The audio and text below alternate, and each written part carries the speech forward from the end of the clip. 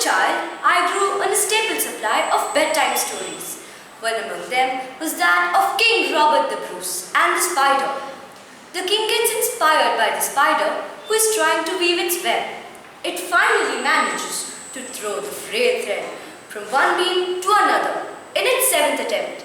And so the king went on to defeat the English in a battle, which was his seventh attempt as well. Well, this would have been just another story for me until I had my own experience. I was a 4-year-old cherubic child when my parents introduced me to a whole new concept. I saw kids of different age groups zooming past me on shoes with wheels fitted in.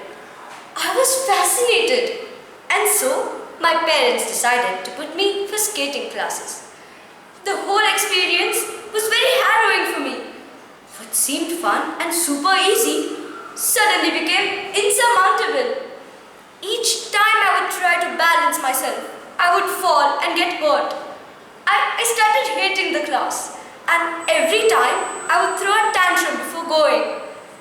My mom is surely made of steel, for she never sympathized or even let me miss a class. Her favorite line used to be, "Winners are not people who never fail, but people who never quit." After 8 months of joining the class, I was a pro and could complete 50 laps effortlessly. I went on to become the Mumbai roller skating champion before I even turned 5. The pride I saw in the eyes of my coach, my parents and grandmother are still etched in my mind. That day, I truly understood the meaning of the phrase, "Trying is better than crying." Nothing worth having comes easy. The greatest personalities of this world have had their own share of failures. But what separates them from the commoners is that they never give up.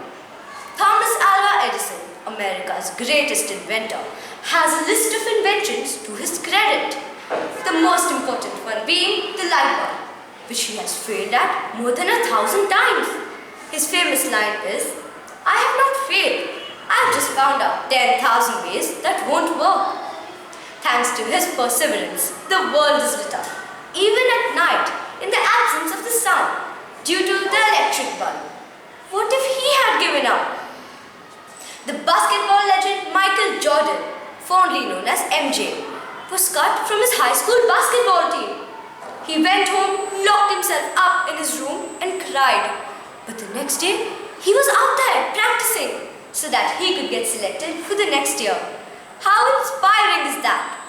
So friends, let's never give up. It may seem impossible. It might be very taxing.